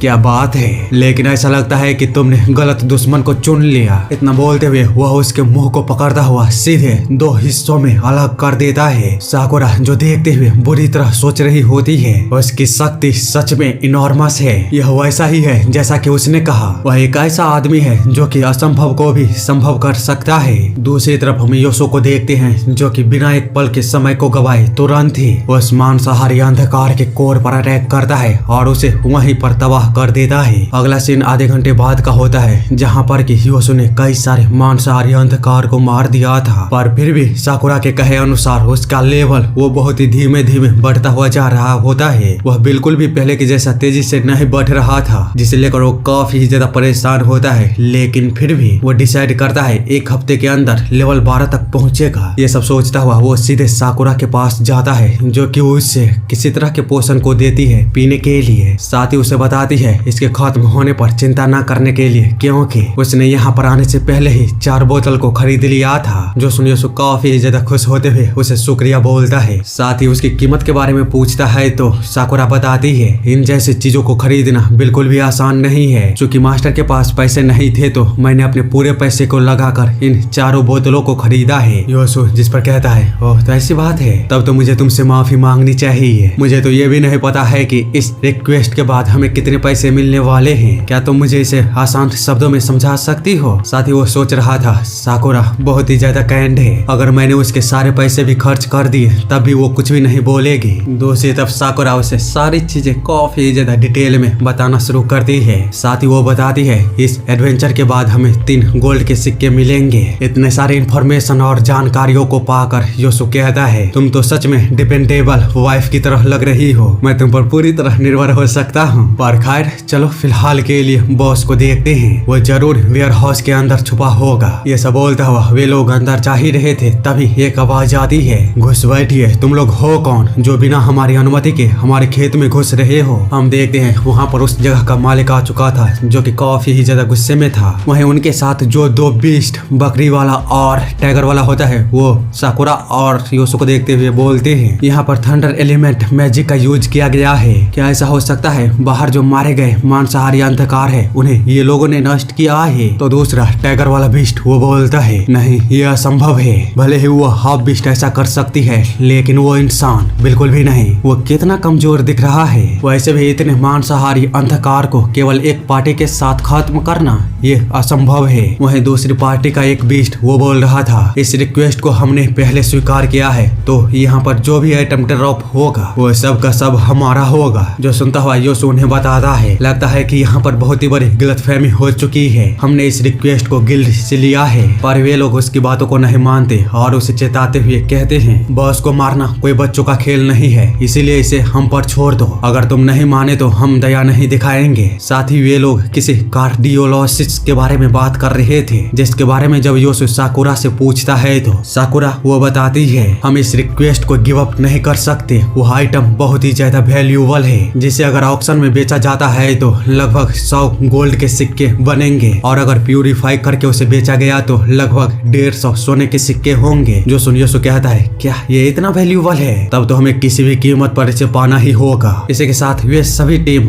एक दूसरे को मारने के लिए तैयार थे, लेकिन उस जगह का मालिक वो उनके बीच आते हुए कहता है, रुक जाओ, यहाँ पर हंगामा करने से अच्छा होगा कि हम एक दूसरे के बीच के गलतफहमी को दूर कर लें। चूंकि एक पार्टी यहाँ पर गिल्ड के द्वारा भेजा गया है और दूसरी पार्टी वो मेरे द्वारा यहाँ पर लाया गया है, तो चलो एक नियम को बनाते हैं, जो पार्टी बॉस को हराएगा वही रिवॉर्ड को रखेगा। तो साकुरा तुरंत ही उसके पास आकर कहती है, पहले हम जाएंगे। साथ ही वो सोच रही थी, मास्टर के लिए मुझे इसे किसी भी कीमत पर हासिल करना होगा। जिस पर दूसरी पार्टी का एक बंदा कहता है, आखिर हम तुम्हें पहले क्यों जाने दें? यहाँ पर रिक्वेस्ट करता ने हमें खुद बुलाया है, तो पहले हम जाएंगे। ये सब बोलता हुआ वो मालिक को धमकाने लगता है, तो मालिक कहता है, हाँ तुम्हें पहले जाओगे। इसी के साथ वही टीम पहले जाती है। साथ ही वे लोग अंदर जाते हुए साकुरा और योसु से कहते हैं, कमजोर देखो हमारी ताकत और इसे आजमाओ। जिन्हें के पीछे से देखता हुआ साकुरा बताती है, वे लोग वेल फॉर्म पार्टी हैं, एक मैजिशियन, एक आर्चर, एक वॉरियर और एक टैंक। अगर वे साथ मिलकर काम करते हैं तो वे निश्चित रूप से बॉस को हरा देंगे। ऐसा लगता है कि हमने अपने मौके को खो दिया। जो सुन योसु कहता है,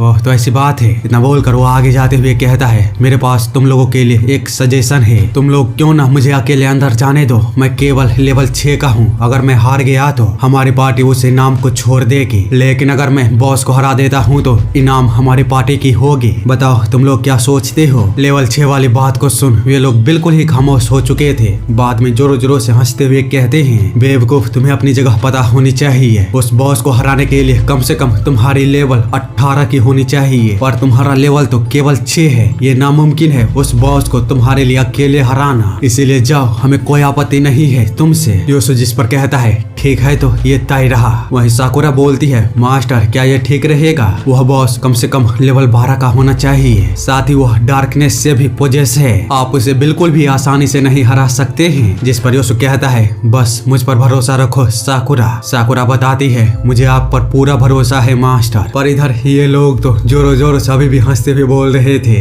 इसकी टांग यहाँ पर चल क्या रहा है और यह किस तरह का तमाशा है। हाँ चलो हमें भी तुम पर भरोसा है, अब जल्दी करो और अंदर जाओ, हम इंतजार नहीं कर सकते उस बॉस के हाथों तुम्हें बेरहमी से मरते हुए देखना। योसु जिस पर कहता है, अरे यार ठीक है चलो देखते हैं आखिरकार कौन निर्दयता से मरता है। इसी के साथ वो जैसे ही अपने लेवल को छुपाता है और अपने पावर को अनलॉक करता है तो उसकी ऑरा पूरी तरह से बदल जाती है। जिसको देखता हुआ यह बेस्ट कहता है, क्या मुझे ही ऐसा लगा या फिर सच में उसका ऑरा बदल चुका है? जबकि इधर योसु अंदर जाते हुए कहता है, मुझे किसी भी कीमत पर कार्डियोलोसिस को हासिल करना ही होगा। ये सब सोचता हुआ वह बॉस के जगह पर पहुंच चुका था, वहीं बाहर खड़ा। ये लोग अंदर देखते हुए कहते हैं, यह बॉस तो लेवल 14 का है, इसे तो हराने के लिए कम से कम 23 लेवल का वॉरियर चाहिए। दूसरी तरफ साकुरा भी उस बॉस को देखकर योसु की चिंता कर रही थी। जिस पर ये लोग कहते हैं, सिस्टर अब तुम्हें उसकी लाश को इकट्ठा करने के लिए तैयार रहना चाहिए, क्योंकि वह कार्डियोलोसिस के कारण अंधा होकर अब 10 सेकंड के अंदर ही मारा जाने वाला है। जिस पर साकुरा वो काफी गुस्से में कहती है, अपनी इस बकवास से मुंह को बंद कर। जो सुनते ही ये लोग बिल्कुल ही खामोश हो चुके थे। जबकि इधर योसु ब्लैक फ्रीजिंग फ्लैश स्वॉर्ड को अंदर रखते हुए कहता है, मैं इसका उपयोग नहीं करना चाहता था, लेकिन बाहर मारे गए मांसाहारी अंधकार की तुलना में तुम बेहद ही ज्यादा स्ट्रांग हो, इसीलिए लड़ाई जितनी ज्यादा देर तक चलेगी उतना ही तुम्हें फायदा होगा। तो चलो अब मैं इसे एक ही बार में 1 ही सेकंड के अंदर खत्म करने वाला हूँ। इसी के साथ वो अपने डिवाइन हैमर को बाहर निकालते हुए सोचता है, अगर मैं इसे एक ही बार में खत्म करने में असफल रहा तो ये बहुत ही बड़ा नुकसान होगा। ये सब सोचता हुआ वो तुरंत ही डिवाइन हैमर के साथ थंडर चेन का इस्तेमाल करते हुए सीधे उस बॉस पर टूट पड़ा था। वहीं दूसरी तरफ वह बॉस भी अपने अंदर से कई सारे हजारों की संख्या में हाथों को बाहर निकालते हुए योसुके अटैक के सामने खड़ा हो जाता है उसे झेलने के लिए। लेकिन जैसे ही उन दोनों के अटैक टकराते हैं तो हम देख पाते हैं एक जोरदार ब्लास्ट के साथ वो पूरा वेयर हाउस एक ही बार में तबाह हो चुका था। जिन्हें देखता हुआ साकुरा कहती है, क्या उसने फिर से उसी पावर का इस्तेमाल किया है? पर इससे तो मास्टर बहुत ही ज्यादा कमजोर पड़ जाएंगे। ये सब सोचता हुआ वो तुरंत ही योसुके के पास भागती है। वही पीछे खड़ा बीस्ट वे बात कर रहे थे। यहाँ पर हो क्या रहा है? हम देखते हैं साकुरा मलबे के बीच जोरों जोरों से आवाज लगाते हुए योसुके को ढूंढने लगती है। साथ ही वो सोच रही थी इतने जबरदस्त अटैक के बाद बॉस का खत्म हो जाना चाहिए। तभी मलबे के नीचे से एक हाथ बाहर निकलता है। साथ ही एक आवाज आती है, साकुरा। हम देखते हैं योसुके की हालत सूखे आम की तरह हो चुकी थी, पर फिर भी वो साकुरा को एक कोर को दिखाते हुए कहता है, क्या यही कार्डियोलोसिस है? अगले सीन में हम वापस एडवेंचर गिल्ड को देखते हैं जहाँ पर के काउंटर पर बैठी हुई वही बीस्ट लेडी बोल रही थी, तुम लोग उम्मीद से कहीं अधिक जल्दी क्वेस्ट को पूरा कर लिया। ये काफी अच्छा है, ये रहा तुम्हारा इनाम। तुम सच में एक गोल्ड बैज को रखने के लायक हो। मैंने सुना था कि जिस पार्टी को रिक्वेस्ट कर्ता ने बुलाया था वो कुछ भी नहीं कर पाए। साकुरा बताती है, शुक्रिया, पर ये मैं नहीं थी जिसने की बॉस को हराया, वो मेरे मास्टर थे। मेरे पास भले ही गोल्ड बैज है पर फिर भी मैं कभी भी बॉस को नहीं हरा सकती थी। तो वो लेडी कहती है, मजाक करना बंद करो, वो कभी भी ऐसा नहीं कर सकता। बॉस लेवल 14 का विशाल मांसाहारी अंधकार था। यह कोई ऐसी चीज नहीं है जिसे कि एक नवसीखिया एडवेंचर जो कि केवल लेवल 6 का है वो संभाल सकता है। उसे देखो तो जरा, बिल्कुल ही सूखे हुए आम की तरह लग रहा है। तो साकुरा बताती है, ऐसा बिल्कुल भी नहीं है, बस वो अपनी पूरी ताकत का इस्तेमाल करने के कारण वो ऐसा दिख रहे हैं। जिस पर वो लेडी कहती है, क्या तुम अभी भी मजाक करने वाली हो? मैं इसे किसी भी तरह से देखूं पर फिर भी वो कभी भी लेवल 14 के बॉस को हरा नहीं सकता। ये सब बोलता हुआ वो योसु को हल्के में ले ही रही थी, तभी सिस्टम का नोटिफिकेशन आता है, वीकनेस खत्म हुई। इसी के साथ योसु पूरी तरह से रिकवर हो जाता है और सिग्मा मेल की तरह खड़ा था। बाद में वो उन दोनों के पास आते हुए कहता है, क्या कार्डिलियोस के बारे में तुमने कुछ सोचा? वह लेडी बताती है, कार्डिलियोस वो बहुत ही ज्यादा कीमती चीज है, अगर तुम्हें उन्हें बेचना है तो तुम्हें शहर के बीचों बीच जाना होगा। तो साकुरा बताती है, हम इसे बेचना नहीं चाहते। क्या इस शहर के अंदर कोई सेमन गिल्ड है? हम इसे प्यूरिफाई करवाना चाहते हैं। वह लेडी जिस पर कहती है,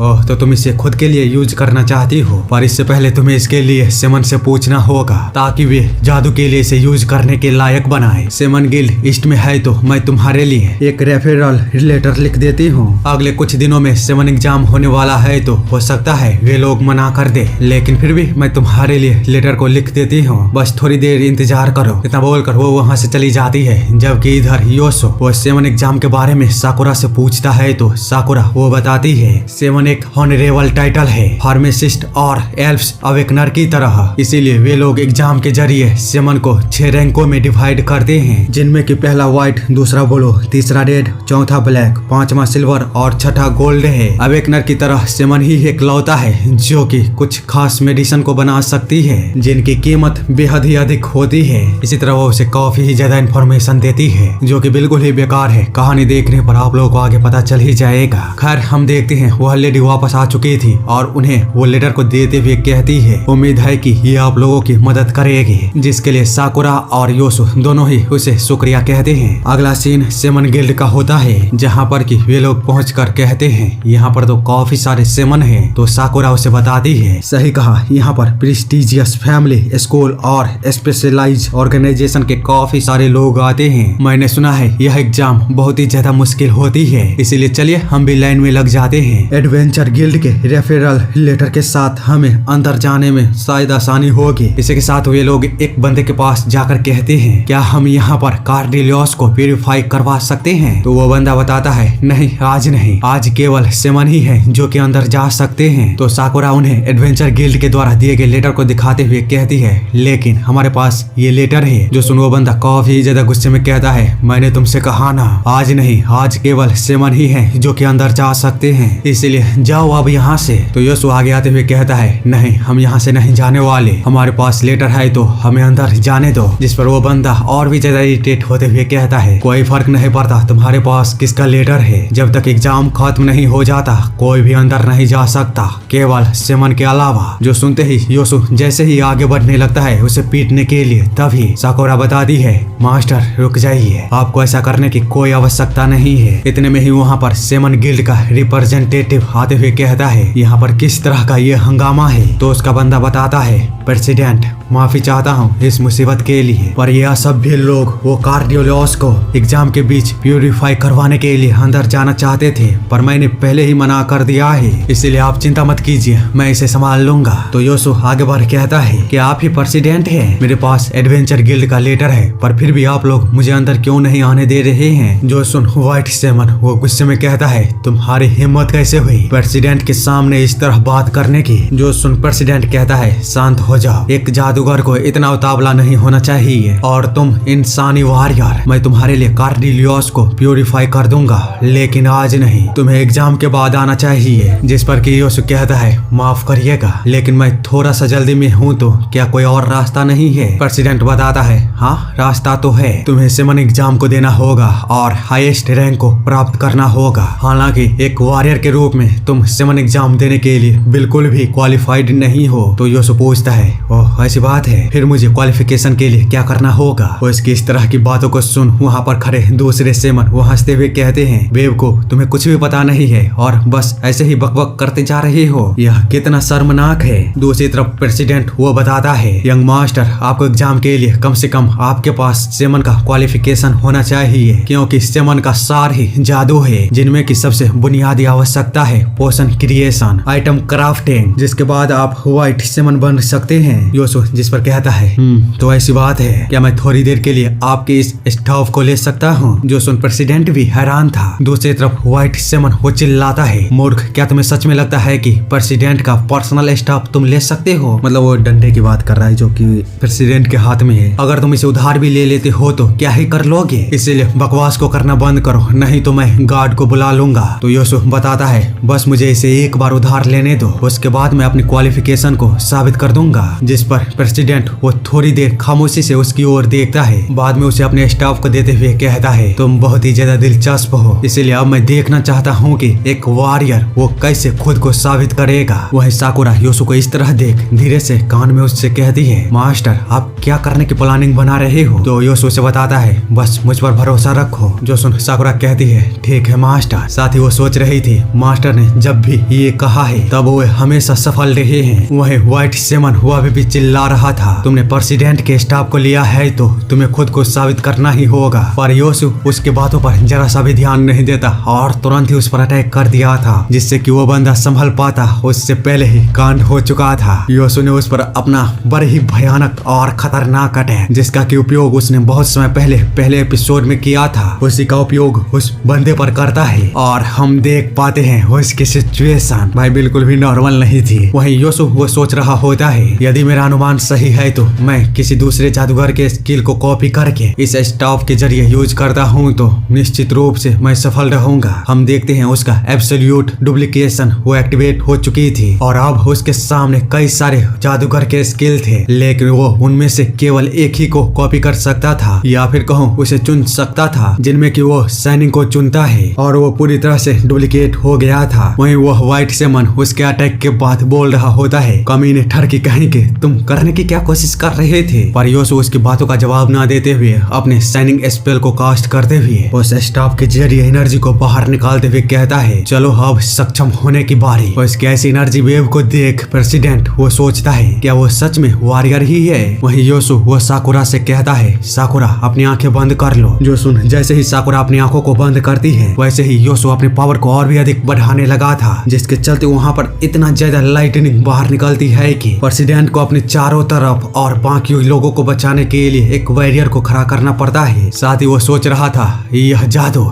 एक इंसानी एडवेंचर के लिए काफी है, हालांकि वो इससे कभी भी मेरे बैरियर को नहीं तोड़ सकता। जबकि दूसरी तरफ जादू के इस्तेमाल करने के कारण योसु के पास एक नोटिफिकेशन आया होता है जिनमें कि बताया जा रहा था मैजिक को क्या आप इनहेंस करना चाहते हो। जो देख योसु कहता है क्या सही में है? हाँ क्यों नहीं, तुरंत ही इसे इनहेंस करो। जो सुनते ही सिस्टम उसकी जादू एनर्जी को सीधे 150 से लेकर 3500 पर पहुंचा देता है। यानी कि उसके जादू को सिस्टम लगभग 20 गुना से भी अधिक बढ़ा दिया था, जिसके चलते प्रेसिडेंट वो कुछ सोच पाता उससे पहले ही योसु का जादू उसके बैरियर को बुरी तरह से तबाह कर चुका था और उस पूरी जगह पर ऐसा लग रहा था मानो एक नया सूरज उग रहा हो। कुछ समय बाद सारी चीजें शांत होता है तो योसु प्रेसिडेंट से पूछता है क्या अब मैं क्वालिफाइड हूँ? तो प्रेसिडेंट अभी भी अपनी आंखों को प्रोटेक्ट करता हुआ कहता है हाँ तुम क्वालिफाइड हो। इसी के साथ हम देखते हैं योसु पूरी तरह से क्वालिफाइड हो चुका था सेमन के एग्जाम को देने के लिए, जिसके चलते कुछ बीस्टमैन आपस में बात करते हुए कहते हैं यह किस तरह का मजाक है, क्या अब एक मनुष्य भी सेमन का एग्जाम देगा? बकवास, बिल्कुल ही बकवास। उन्हें फार्मासिस्ट का एग्जाम देना चाहिए ना कि सेमन का। ये पूरे हिस्ट्री में पहली बार होगा जब कोई मनुष्य सेमन का एग्जाम देगा। उन सभी की ऐसी बातों को सुनता हुआ योसु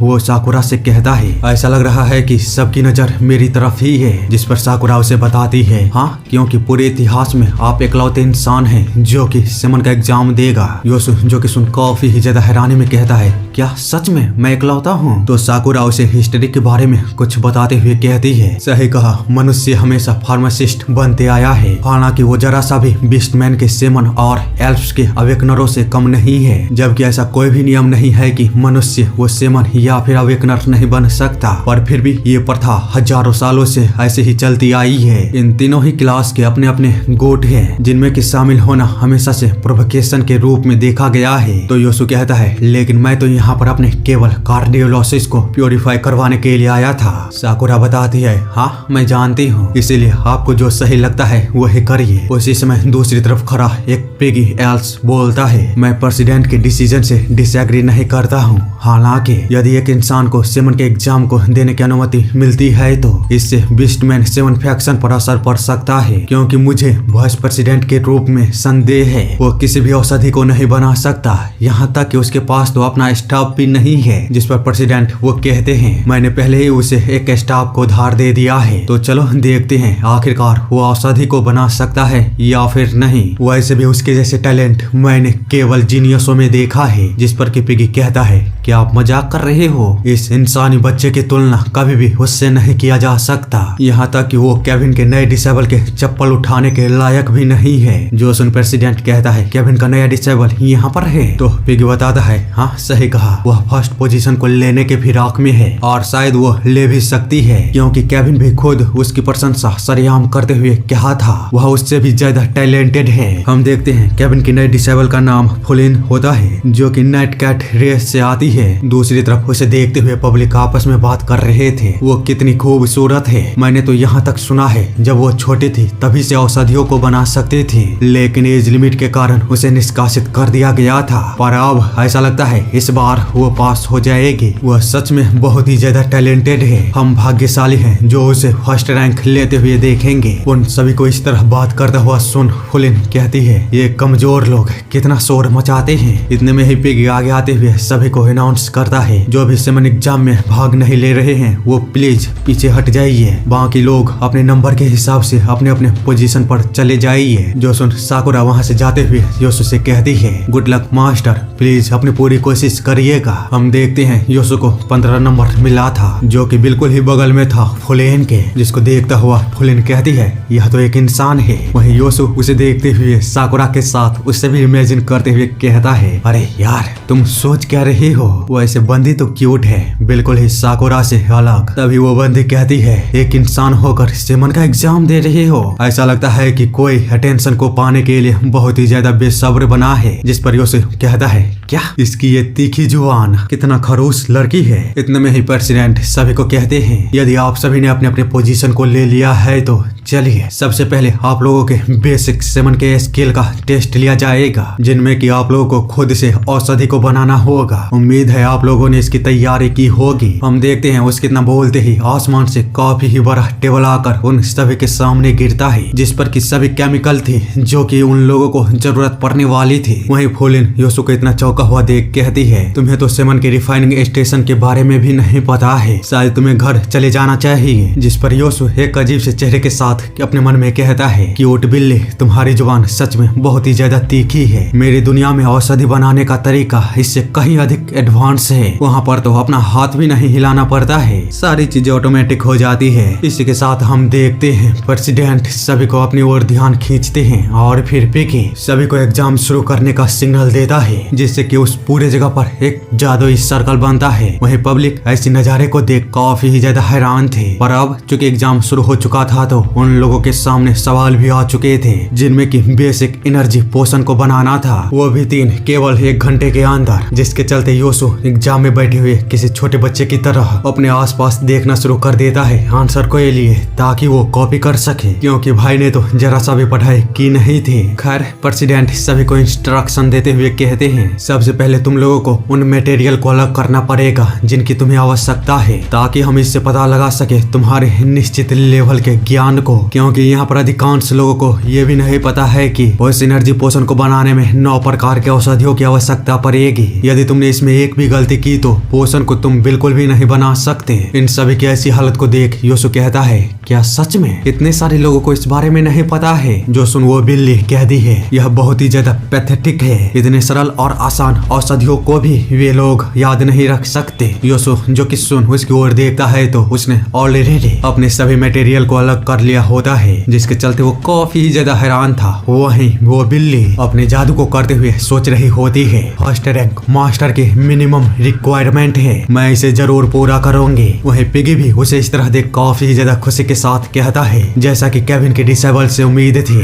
उसने ऑलरेडी शुरुआत कर दिया है। तो प्रेसिडेंट कहता है, उसकी सटीकता और गति दोनों ही बेजोड़ है, यह टेस्ट जरूर उसके लिए आसान होगा। हम देखते हैं फुलिन वो अपने जादू के साथ कुछ ही समय के बाद उस एनर्जी पोशन को बनाने के अंतिम स्टेज तक पहुंच चुकी होती है, लेकिन योसु को अभी भी कुछ भी ना करता हुआ देख प्रेसिडेंट वो सोचते हैं वो कर क्या रहा है और उसने अभी तक शुरुआत क्यों नहीं की, जबकि फुलिन ने पूरी तरह से एनर्जी पोशन को कंप्लीट कर दिया था। जिसके चलते प्रेसिडेंट उससे कहते हैं, बहुत बढ़िया, अब थोड़ी देर इंतजार करो, हम लास्ट में तुम्हारे पोशन को चेक करेंगे। फुलिन जिस पर कहती है, क्या इंतजार, ये कितना बुरा है। इतना बोलते हुए वो जैसे ही योसु की ओर देखती है तो वो काफी ज्यादा चौंकते हुए कहती है, पर व्हाट कहेंगे, तुम मेरी तरफ इस तरह क्यों देख रहे हो? हम देखते हैं योसु ने उसे पूरी तरह से कॉपी कर लिया था। बाद में उससे कहता है, कुछ भी नहीं, शुक्रिया तुम्हारा। तो वो कहती है, कोई बात नहीं, अब तुम शुरू करो, बर्बाद करने के लिए तुम्हारे पास समय नहीं है, वैसे भी मुझे नहीं लगता तुम इसे कभी भी कर पाओगे। इतना बोलते बोलते वो अचानक ही खामोश हो जाती है। साथ ही पिगी के साथ साथ प्रेसिडेंट के भी होश उड़ चुके थे, क्योंकि योसु का सिस्टम उसके लिए बिना किसी परेशानी के वो सभी औषधियों को इकट्ठा करके उस पोशन में बदलना शुरू कर दिया था। वही फुलिन वो सोच रही थी, वो तो एक साथ सभी मटेरियल को अलग करने के साथ साथ उन्हें मिला भी रहा है। इस तरह का टैलेंट मुझे नहीं पता था उसके पास ऐसी पावर होगी। दूसरी तरफ पिगी भी डरा हुआ बोल रहा था, वो पूरे समय अपनी पावर को छुपा रहा था। वो कैसे सिलेक्शन के साथ साथ क्रशिंग और रिफाइनिंग भी कर सकता है? यह तो सेम टेक्निक है जब केविन छोटा था तब उसने इस्तेमाल किया था। साथ ही उसने इस प्रोग्रेस को काफी ही ज्यादा आसान भी बताया था, पर यह असाधारण जादुई शक्तियों के बिना बिल्कुल ही असंभव है। क्या ऐसा हो सकता है ये केविन के बराबर का जीनियस हो? जबकि इधर एंट्रेंस पर खड़ी साकुरा वो सोच रही थी, मुझे चिंता हो रही है मास्टर, आखिरकार एग्जाम में वो कैसे कर रहे होंगे, कहीं वो पोशन को बनाते बनाते खुद का नुकसान न कर ले। पर इधर योसु वो तो अलग ही मोड में था। वो अपने मन में कहता है, एक नजर देखने भर से ही मुझे ऐसा महसूस हो रहा है कि मानो मैं कई वर्षों से औषधियों को बना रहा हूँ। सच में सेमन बनना तो काफी ही ज्यादा दिलचस्प रहा, अब केवल मुझे इसे सॉलिडिफाइड करना है। उसकी ऐसी रफ्तार को देख फुलिन कहती है, नहीं ऐसा नहीं हो सकता, वो मुझसे ज्यादा तेज कैसे हो सकता है, मैं खुद को इस बेकार से कचरे से हारने नहीं दे सकती। दूसरी तरफ प्रेसिडेंट वो कहते हैं, उस समय पर केविन ने सिगरेट के पोशन को बनाकर सभी को हैरान कर दिया था, यहाँ तक कि मैं जज होने के बावजूद भी उस समय पर सिगरेट के पोशन को नहीं बना सकता था, मुझे भी उसे बनाने में काफी परेशानी होती थी। तो पिगी कहता है, यह बस एक संयोग है, उसके जैसे साधारण इंसान के लिए सिगरेट का पोशन बनाना निश्चित रूप से एक बड़ी उपलब्धि है, पर जैसा कि मैंने पहले कहा यह बस एक संयोग होगा, अंतिम फैसला तो फाइनल प्रोडक्ट के बाद ही होगी। पर अंदर ही अंदर वो सोच रहा था, यह किस तरह का मजाक है, यहाँ तक कि मैं भी सी ग्रेड के पोशन को नहीं बना सकता हूँ, मेरे लिए डी ग्रेड के पोशन को ही बनाना एक भाग्यशाली काम होगा। इतने में ही हम देखते हैं योसु अपने सिस्टम की मदद से लगभग डी ग्रेड के पोशन को को बना लिया था, पर वो इससे जरा सा भी खुश नहीं था क्योंकि उसे उस छोटी बिल्ली से आगे निकलना था और फर्स्ट रैंक को हासिल करना था। इसीलिए वो अपने मैजिक एट्रीब्यूट को अपने स्ट्रेंथ के साथ अफेक्ट करना शुरू कर देता है, जिसके चलते उसकी मैजिक की कैपेसिटी लगभग 150 के करीब पहुंच चुकी थी। पर इधर उसे देख रहे प्रेसिडेंट कहते हैं ऐसा लग रहा है कि वो अपनी जादुई शक्ति को संभालने में हिचकिचा रहा है। यह बिल्कुल भी अच्छा नहीं है। एक जादूगर को हमेशा आत्मविश्वास के साथ अपने जादू का इस्तेमाल करना चाहिए, नहीं तो चीजें बेकार हो सकती है। जिस पर पिगी बताता है मैंने आपसे कहा था वो इतना भी टैलेंटेड नहीं है, उसने अपनी सारी एनर्जी केवल मटेरियल एक्सट्रैक्शन में ही बर्बाद कर दी। वहीं फुलिन वो सोच रही थी तुम कर क्या रहे हो, यदि तुमने रिफाइनिंग कंप्लीट कर ली तो ये पूरी तरह से सॉलिफाइड हो जाएगा, पर फिर भी तुम हिचकिचा क्यों रहे हो। इतने में ही एक डॉगी जैसा बीस्ट मैन योसो की तरफ अपने हाथों को बढ़ाते हुए कहता है इंसान यदि तुमने अपनी रिफाइनिंग अभी कंप्लीट नहीं की तो तुम्हारा जादू वो ज्यादा समय तक नहीं टिकेगा। ये सब बोलता हुआ वो उसे छूने ही वाला था, तभी क्यूट बिल्ली आगे आते हुए उसे रोकते हुए कहती है उसे छूने की हिम्मत भी मत करना, तुम उसके ध्यान को भटका दोगे जो कि जरा सा भी सेमन के बारे में नहीं जानते। उसके इतना बोलते ही यह एपिसोड यहीं पर खत्म होती है। पर यार मुझे बताओ आखिरकार साकुरा का प्लान क्या है। जैसा कि प्रिस्ट ने कहा था क्या सच में वो योसो को बल्ली का बकरा बनाने की प्लानिंग बना रही है या फिर उसका सीक्रेट इससे भी ज्यादा गहरी है। जो भी हो बहुत ही ज्यादा रहस्यमय लगती है, पर इस राज से पर्दा तो अगले एपिसोड में ही उठेगी। तो चलिए अगले एपिसोड के लिए कमेंट करिए, और ज्यादा नहीं बस 1200 कमेंट। मुझे पता है आप लोग टारगेट को बड़ी आसानी से पूरा कर सकते हो, इसीलिए एक करो या सब मिलकर करो, पर टारगेट पूरा हो जाना चाहिए। नहीं तो मैं जा रहा हूँ दूसरे सीरीज पर काम करने, और इस सीरीज को मैं डाल दूंगा कचरे में, क्योंकि यार मैं जब भी आप लोगों को कमेंट करने के लिए नहीं बोलता हूँ तो आप लोग यार कमेंट करते ही नहीं हो। ऐसा थोड़ी ना होता है, इतना मेहनत करता हूँ आप लोगों के लिए, और आप लोग 2 सेकंड का काम एक कमेंट कर दो। आप लोगों का इससे तो कुछ नहीं जाता, पर हमारे इससे बहुत ही बड़ी मदद हो जाती है। वैसे भी यूट्यूब इस तरह के वीडियोज पर ऐड नहीं डालता, और अगर भूले बिसरे कभी डाल भी देता है तो आप लोग तुरंत ही स्किप कर देते हो। खैर मिलते हैं अगले वीडियो के साथ, तब तक के लिए सब अपना ख्याल रखिए। और हाँ भाई लोग, जितने भी लोग मेरे वीडियोज को यूज करते हैं और पूरा उठाकर अपने चैनल पर डाले हुए हैं, उनसे एक छोटा सा रिक्वेस्ट था यार कोई अच्छा सा थंबनेल यूज करो। अगर बनाना नहीं आता तो ये रही मेरी इंस्टा आईडी, जाकर डाउनलोड कर लो, हाई क्वालिटी में तुम्हें वहाँ पर मिल जाएगी।